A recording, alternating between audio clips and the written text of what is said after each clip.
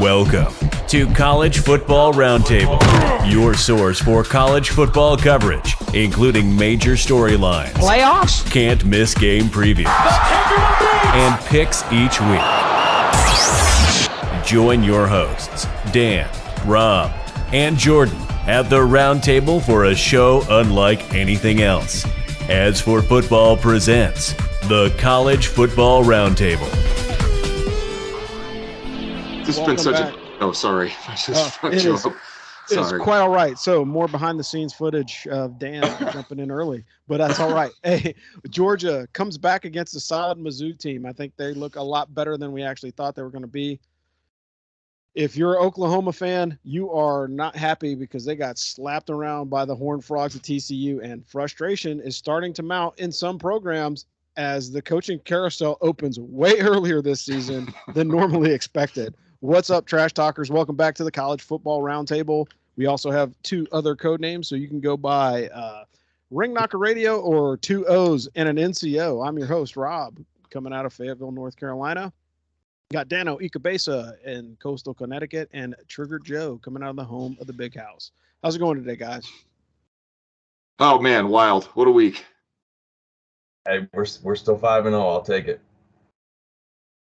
Yeah, and again, that's how it goes. So for me, I stayed up late to watch the Georgia-Missouri game. I was texting people like, oh, upset alert, Georgia's going to lose. And then all of a sudden, I guess they decided that they were going to show up about midway through the third quarter, came back and won it. And I tell you what, say what you want about halftime adjustments, but the teams that can do that, that's a difference between a good team and a great team, is they make halftime adjustments and they finish. So I think that might be the story for the rest of the season too. As we're going into week 6, there's going to be some teams that are on the ropes that they win this week. Their hope is still alive. If they lose, 500 seasons may be the way that they go, or, they can try and play spoiler and knock somebody off their path to the playoff. But either way, we'll pass it over to Dan to recap this week's top 10. Yeah, man. Still not that much change in the top 10. We've seen a lot of fratricide sort of at the lower end of the top 25, but the top best of the best, with some exceptions, has been relatively stable. We got Alabama number 1. They've switched places with Georgia after Georgia got a scare. Georgia's number 2. They fell 1. These teams are going to play. I don't take too much out of that. Ohio State's number 3. Michigan's number 4. Those two teams are going to play. We've settled that on the field. Number 5 is Clemson, kind of licking their chops. They got that good win over Wake Forest to hang their hats on right now. Southern California, number 6, no change. Oklahoma State moving all the way up to number 7 at 4-0, up from number 9. That's long overdue. Got Tennessee at number 8, slowly looking at Georgia like, this might be the year. Ole Miss, number 9. They've moved up 5 spots. And finally, NC State has moved up 1 into the top 10. So, yeah, man, no Power 5 in the top 10. I think you mean to say no Group of 5 in the top 25, which I'm not sure because I haven't seen the rest of the top 25. But the Group of 5 is sure not much doing much there. And, again, the top 25 slaughter has continued, Rob. I know you love that. 6 ranked teams took hits this week. You saw, it was just a tough week. Others receiving votes, we got Washington State, Baylor, Florida State, Arkansas. James Madison with 39 votes. I find that kind of amazing. Florida, Maryland, Coastal Carolina receiving 17 votes. Minnesota, Tulane, Illinois, North Carolina, Texas A&M, Purdue, and somebody is voting for Oklahoma out there, Rob. Yeah, I just don't get that one. That one and North Carolina. I mean, both of those teams got smacked around this weekend. And again, hats off to NC State for winning the in-state rivalry. I think UNC is backsliding as far as their team is concerned. It's all over the television. So as long as a North Carolina team is winning, then that's what I'm going to hear about on the news. So whoever's doing the best is the guys that are getting talked about. That's just a fact of being in the region.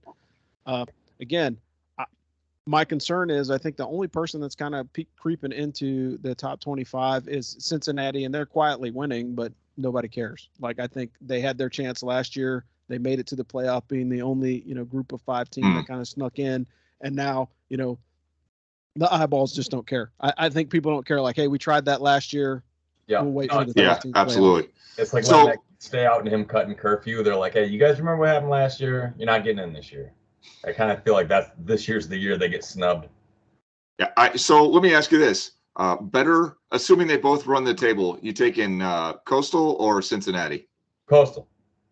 Yeah, Coastal. I think people will look at Coastal and say, hey, look, like these guys have put together, 3 really good seasons.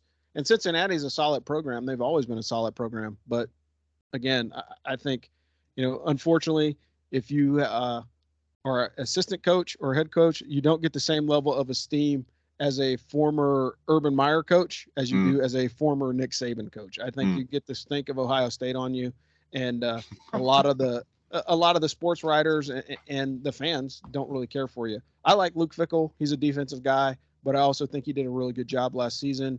But I think he's catching the shaft because, they didn't perform. And that's it.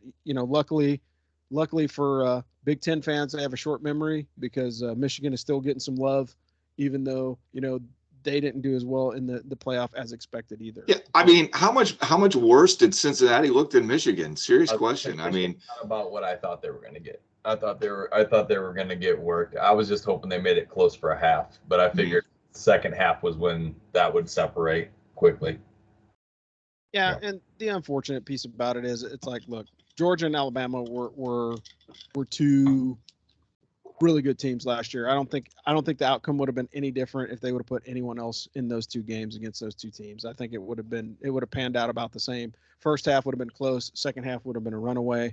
But yeah, that's how it's going. So I'll talk Service Academy football really, really quick. Hey, Navy and Air Force matched up this weekend. I don't know if Air Force played down to the play of Navy. I mean, the score was not indicative of how Air Force has been playing all season.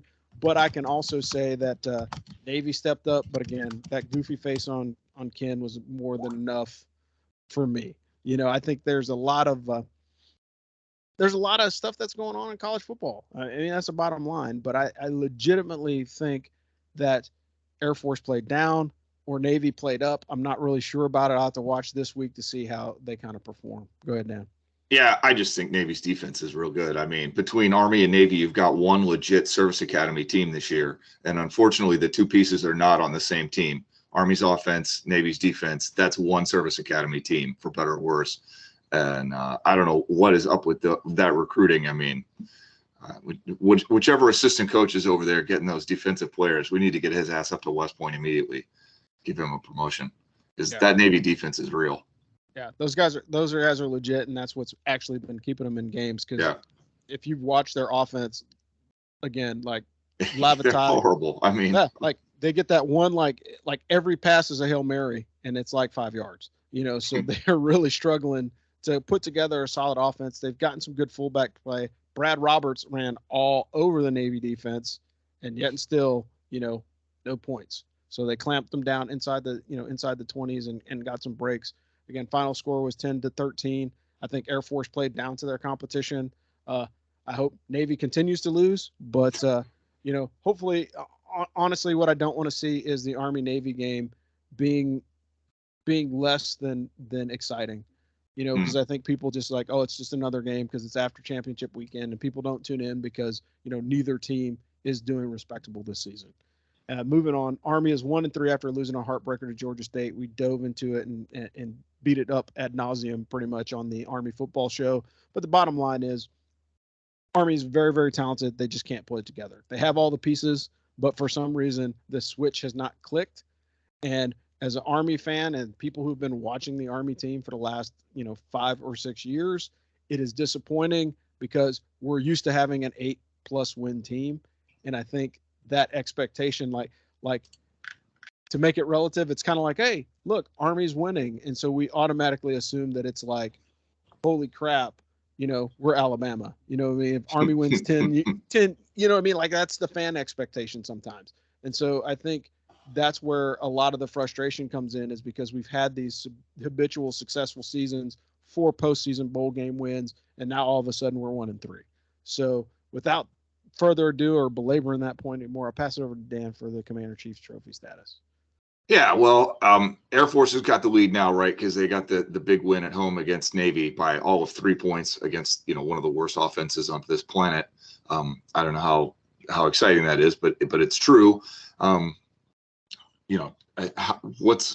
much of that is that redshirt year or these recruiting violations? Who knows? Right now, they just look like a team with a good offense. On the FCS side, Coast Guard Academies 2-3. They dropped that game to Norwich 31-20. Looking to bounce back against Springfield on Parents Weekend. If you're a fan or want to check out the Coast Guard Academy, you can watch all their games through their website, which is pretty awesome. Here in Connecticut, I didn't even know that. Merchant Marine Academy is 3-1, taking on Norwich this week in a game sponsored by the Guide Dog Foundation and Americans Vet Dog Day. So check that out too. Yeah, I think that's pretty cool. That like obviously we're not in the age of big money watching the Coast Guard Academy or Merchant and Marine Academy, but you can literally punch in and watch their games on their website. The upside is you get to watch the game. The downside is it's like your little brother's attempt at being a sportscaster for some of the guys that they have calling those games. And their credit, it may be somebody that's trying to cut their teeth. I did college radio, so that first year is always bad because you don't really know what you're doing. And then as you get better, you can call the games with a little bit more accuracy. But speaking of people that need to get better, great segue, by the way, is off to Joe's Blue Falcon of the week. So what are your thoughts on this? Because again, coaches getting fired, players, like the showdown between the two head coaches in the Ohio State Rutgers game, I thought was hysterical after the punt that was a fake or not was a fake. I don't know, but it got a little chippy after that play. But Joe, what are your thoughts for the Blue Falcon of the week?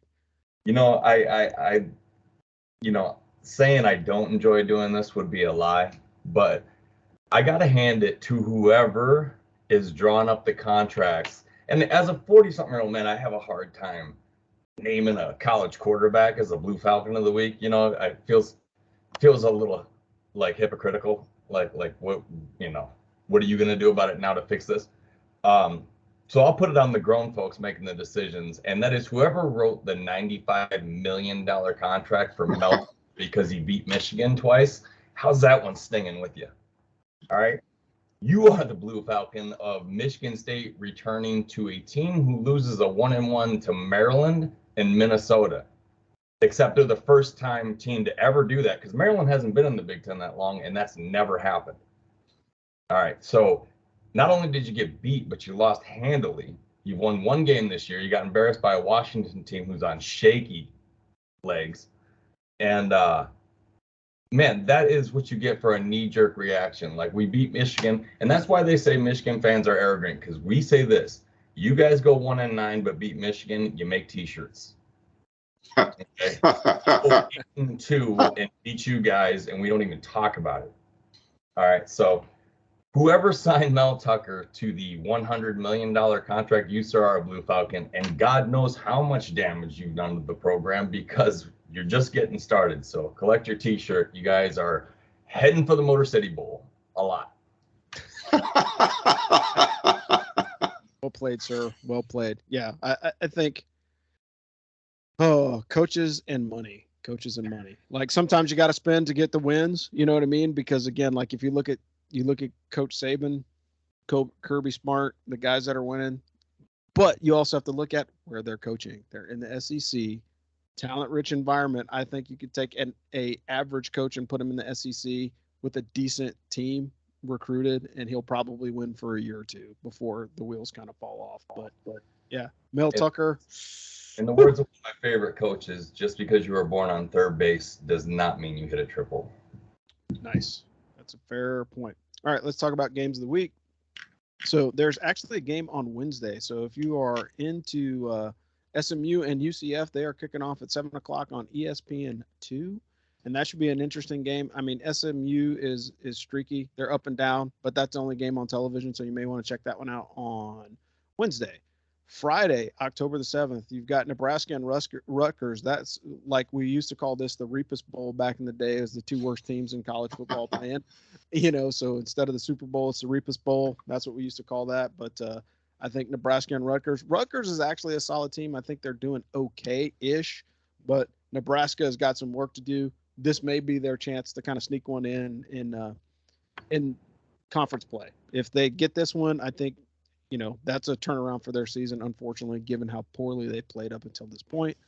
You've got Houston and Memphis, Colorado State, Nevada, UNLV, and San Jose State, and those are all on various channels, kicking at 7, 7:30, 10, and 10:30. Again, various channels. I think Friday games are good, right? I like college football on Wednesday, Thursday, and Friday night because it's another option. When Peyton and Eli are not calling games, it's probably not worth watching. I usually dip in to watch those guys talk trash because they have some pretty good commentary. So I have to admit that I like the Manning brothers.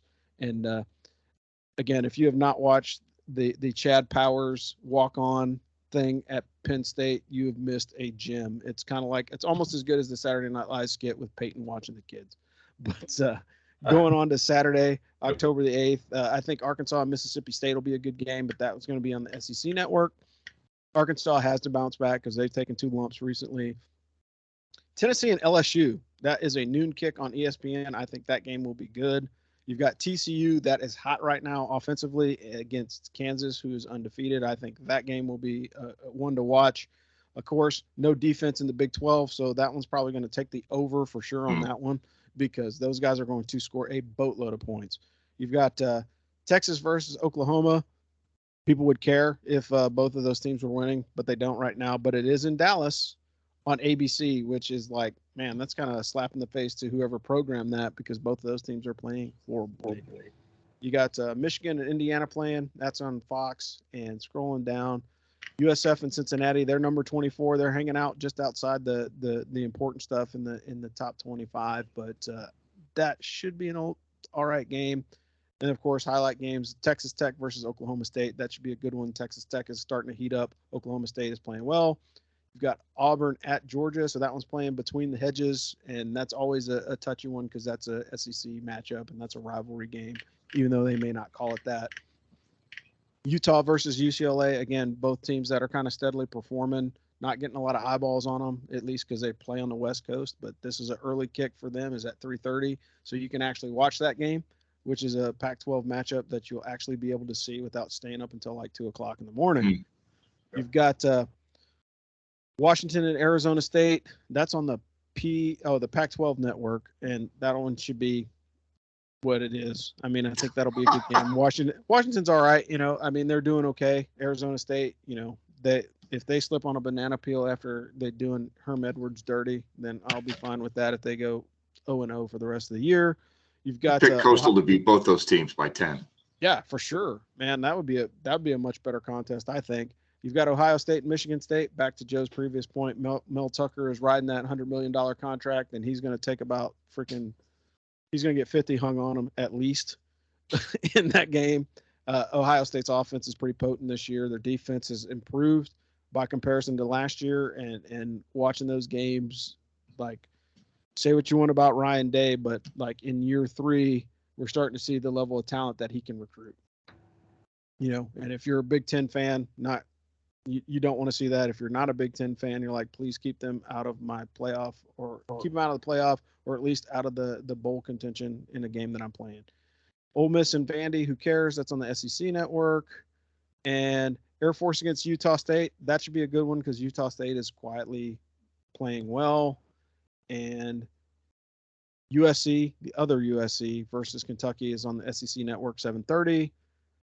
Army at Wake Forest is 7:30 on a local channel and ESPN3. So if you do not have a streaming service, go ahead and knock on your neighbor's door, get their code for their cable, and plug that one in so you can watch it. Or if you're here, just drive to North Carolina. I'm sure it'll be on television somewhere locally.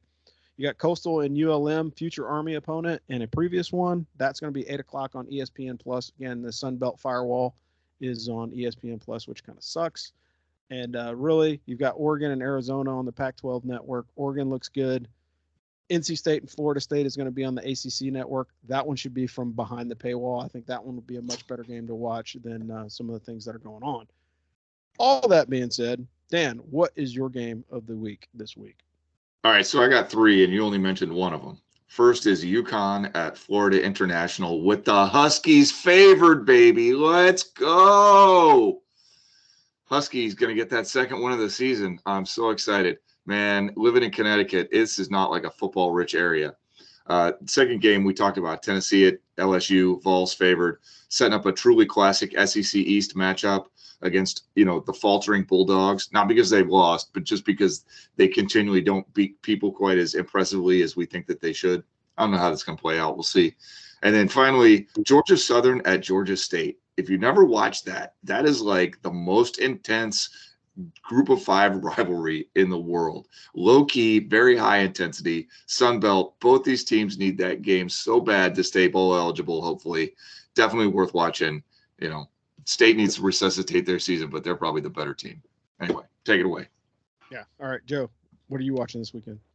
I'm going to watch, just because, watching Oklahoma last week got me kind of fired up about a game with no defense. I'm going to be watching TCU and Kansas because I think there's going to be a track meet that sets off, and 2 undefeated teams who look like Kansas is definitely on the uptick. I mean, look what they've been. So that'll be interesting to watch. I'm definitely going to check that one out in between Michigan at Indiana.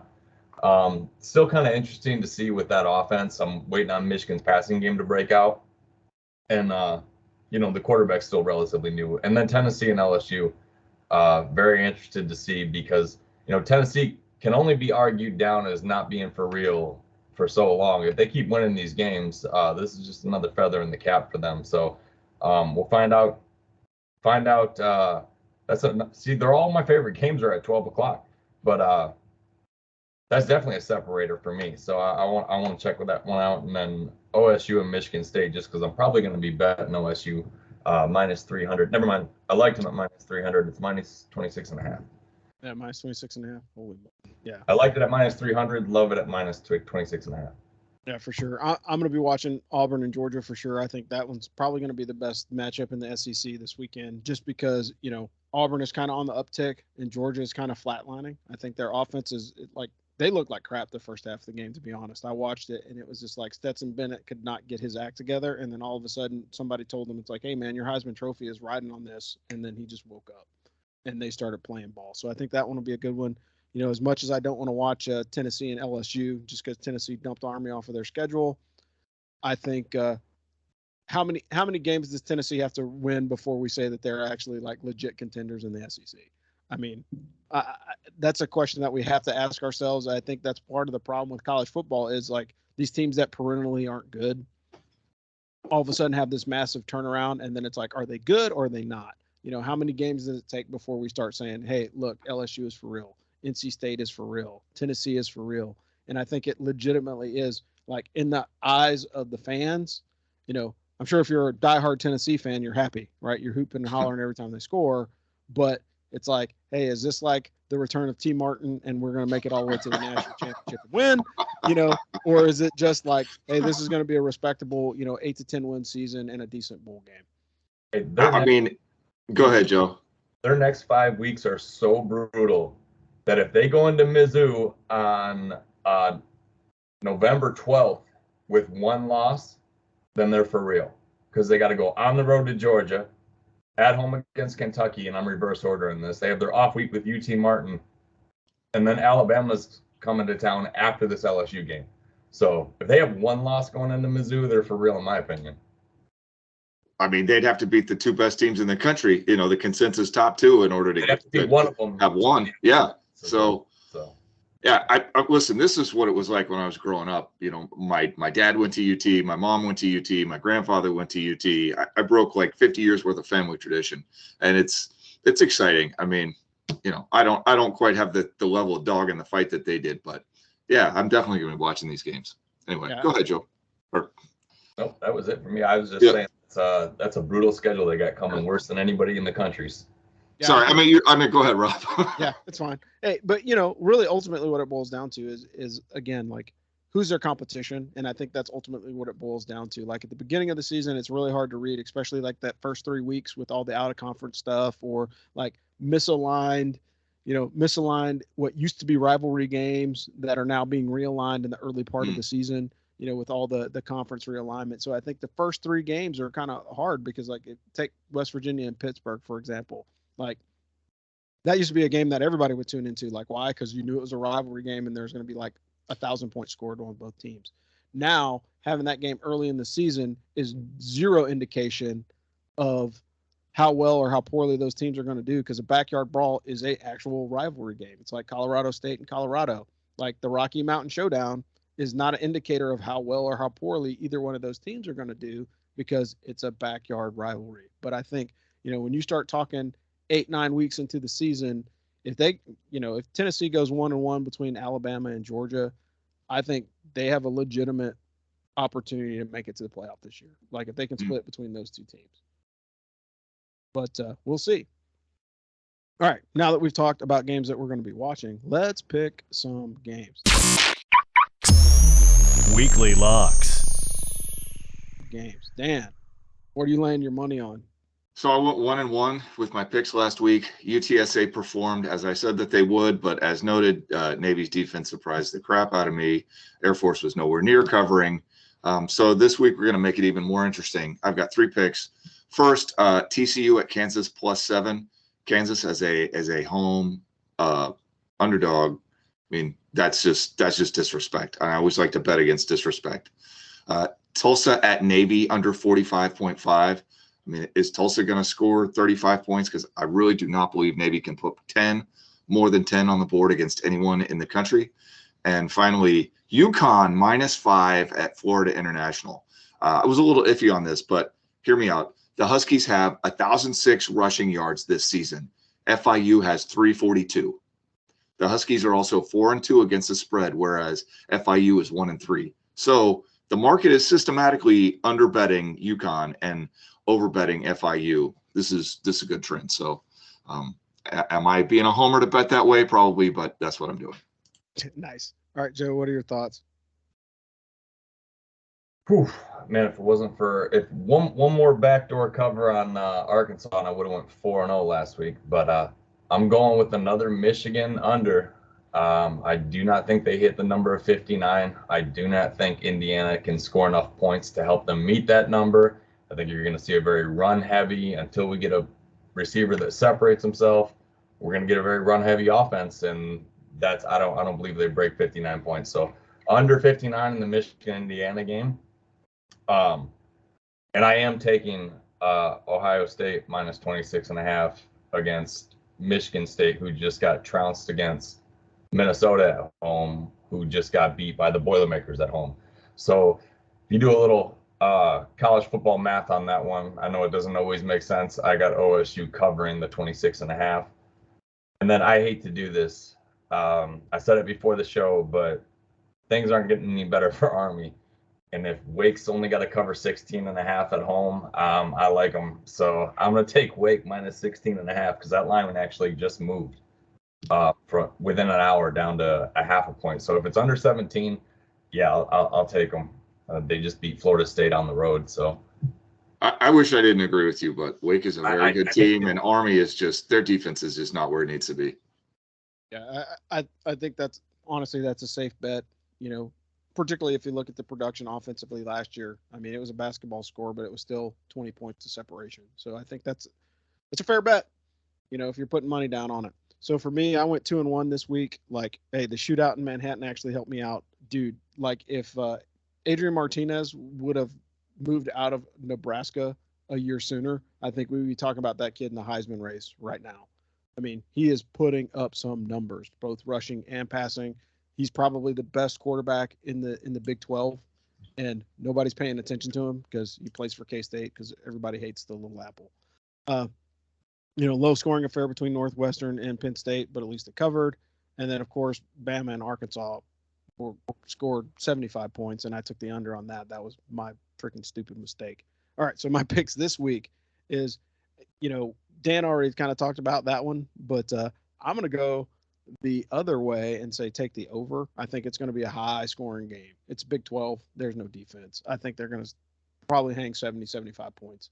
I would not be surprised if I see like a 35-30 score at the end of the day, but I think it'll probably be more like 42 to 28, something crazy like that. It's going to be bonkers. There's going to be a lot of points scored. So that one's going to be wide open. I'm saying take LSU to cover the 3. I think the game is probably going to – I think it's going to go into extra periods, man. No chance. I would not be surprised. No chance. I almost went the other way with that. Now I wish I did. I think that game's going to go into overtime, to be honest. I think LSU is better than marketing. And, of course, when they're playing, I think are they at home this year, or are they down in the Bayou, or are they going to Ball Land? I can't remember. Well, it's either way.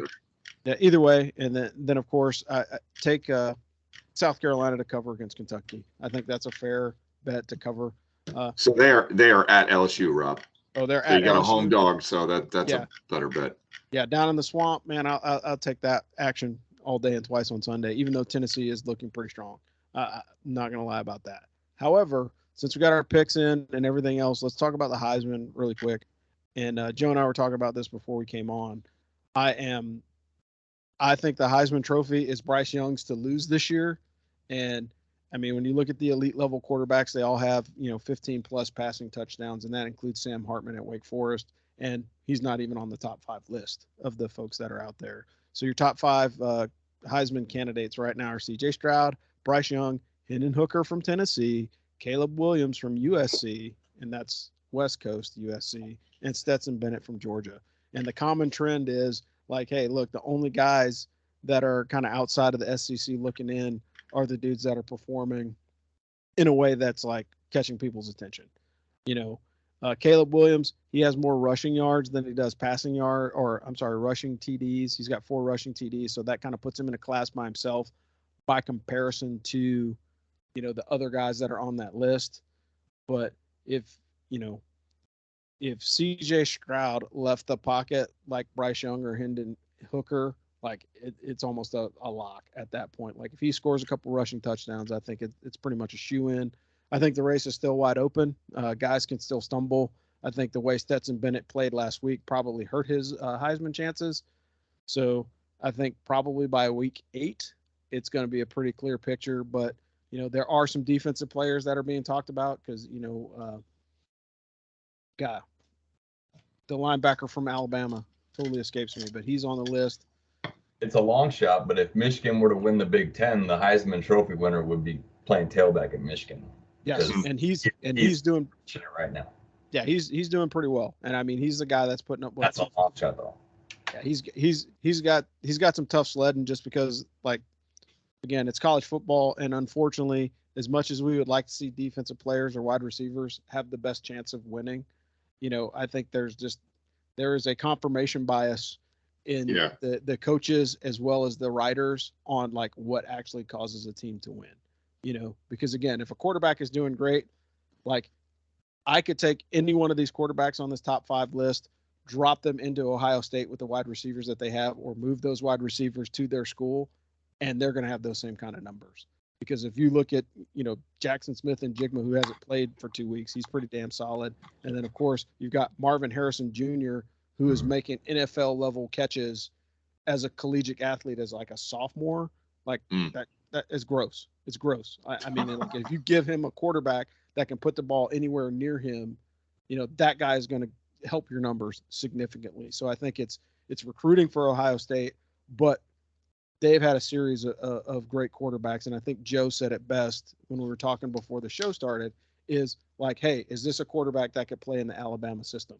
And that kind of basically goes with all quarterbacks in college football. If you think that this guy could show up and start for Nick Saban, then he's probably legit. But I'll pause there and get your guys' thoughts. Yeah, I was looking at this earlier, and when I was looking at it, I kind of had strong feelings about who I thought was the best. And just on the numbers, I kind of thought that was clearly Stetson Bennett. But now I'm looking at it, listening to you, and I'm a little less convinced. I don't know, man. I'm not such a big fan of the Heisman. I mean, nobody that since Eddie George won it way back in the day hasn't really been a big thing to me. And the reason that I like Eddie George doesn't even have anything to do with football. I like him because he's like one of the most well-rounded athletes to get to that level. So I don't know, man. Joe? Yeah, it's always going to be a quarterback heavy trophy, and I think between Alabama, Ohio State, and Georgia, whichever one of those teams is hoisting the trophy, and I believe it will be one of those three, I believe their quarterback should be the Heisman Trophy winner because they're probably going to be undefeated. Actually, they're most likely going to be undefeated unless somebody catches an early L and sneaks in as the number 4 seed. But to be honest with you, I kind of like Stroud. As much as I hate to say it, as a Michigan fan, you don't want to play against the dude, but man, the fact that you don't want to play against him says a lot about how good he is. I like Stetson Bennett, but I don't know if I don't know if he's the reason they're winning as much as the two quarterbacks at Alabama and Ohio State are. I just can't tell yet.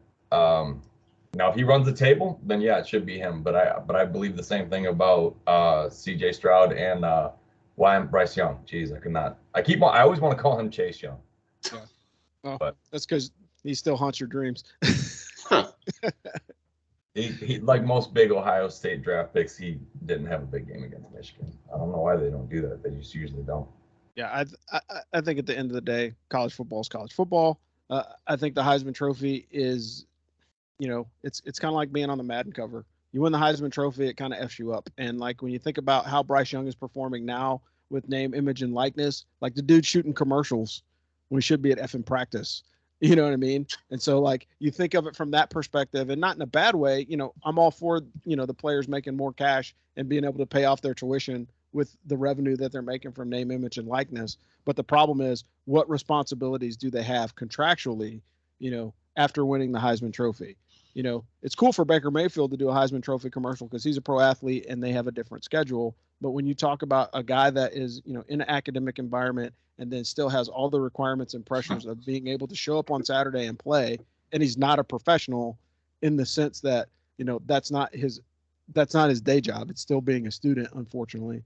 And so love the commercials. I think that's more aspiration than real. I mean, I wish that these guys were students, but I don't believe it. The only student that we've talked about, and he's not even on this list, is the kid from Wake Forest. That's a real university. You have to take calculus to go there, even if you're the freaking quarterback. Yeah, that's fair. And so, like, it would be interesting to see to diagnose, Heisman Trophy winners versus their majors. Absolutely. if they finished, because there's a lot of guys that left their junior year and moved on to the pros. Yeah, so, I've always wanted to. Okay. I've always wanted to have a thing where like you can it's college football, but you can only play your engineering students or your students who had to take calculus or something like that. Because at Army, calculus is a required course. So it's like, Duke, they could field their whole team. Wake Forest, they'll field their whole team. The Olympics where it'd be like the American kids against the rest of the world because I don't even know if we'd field the team, would we? Ouch. Yeah, but the other part of it is like, and we can talk about that on the other show, but for sure, Army actually has that. They have the GOAT engineer game, which is hysterical. But the limitation is if you played any type of intercollegiate football, even if that was sprint or, for the varsity team, you can't play in the GOAT engineer game, which is shenanigans because there's some retribution that Rob, as a bad academic student, would have loved to lay down on one of the fucking nerds in my class, and they wouldn't let me do it. So I think there's a little bit of, I think that there's a fair point to what Dan is saying. I think, name, image, and likeness is good. I think they should tie it to your academic performance. So like, hey, look, you can only have access to so much money, and I don't know how the boosters or anybody that's kind of setting those agreements up with the players are working it. But I think if you were smart, that's a great way to get some return on your investment, or, hey, look, if I had the cash to offer a bonus to a guy like, hey, look, if you get a freaking, 3.7 GPA and graduate summa cum laude, I'm going to drop another $2 or $3 million in your account before you graduate. And maybe that's something. Like the first iPhones when they came out. That's what I like. That's what I like in the NIL too right now. Remember how many problems there were? Yeah, right. Yep. Start dialing everything in, and there's going to be abuse somewhere, and where there's abuse, there's control, and they're going to come in and tweak this thing. Because right now, dude, there's going to be a train wreck of disasters that come from this. You guys know there is going to be. Yeah, absolutely. It's not very regulated. It seems like they can just kind of go and do. It's like, you guys, did you get alleviated of some 40-hour-a-week obligation that'll freeze up the time to do this? It's like, the train will derail eventually, and I think it'll change dramatically over the next 5 years. Yeah, and look at it this way. Quinn Ewers has got to get it while it's getting good, because Arch Manning just broke like half of I think he broke both Peyton and Eli's college or high school passing records over the weekend. And so that kid's earmarked to go to Texas. So, if you're Quinn Ewers, like, you better get every last penny of that $1 million that you got, because you're in trouble. All right. Well, this has been a great show. We kind of talked a little bit about everything. Hey, make sure you get your picks in. If you are in the Firsty Club and you are trying to capture the Cruiserweight title, I have not seen the standings recently, but I think it's starting to tighten up at the top again. Again, picking and choosing college football games, it's a roll of the dice, because you never know. That's why we play the games. It is a game of inches, and sometimes you fall short. But for the team here on the College Football Roundtable, you've got Rob the Angry Colonel signing off. We got Dano Icabeza in Coastal Carolina, or keep saying Coastal Carolina. He is in Coastal Connecticut. If he's in Coastal Carolina, he's actually rebuilding his fence right now and putting some roofing tiles on.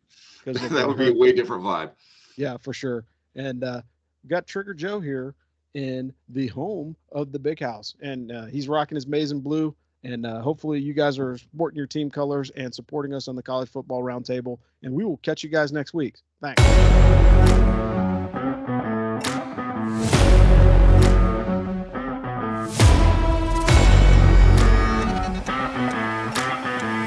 Thanks for listening to the As for Football College Football Roundtable.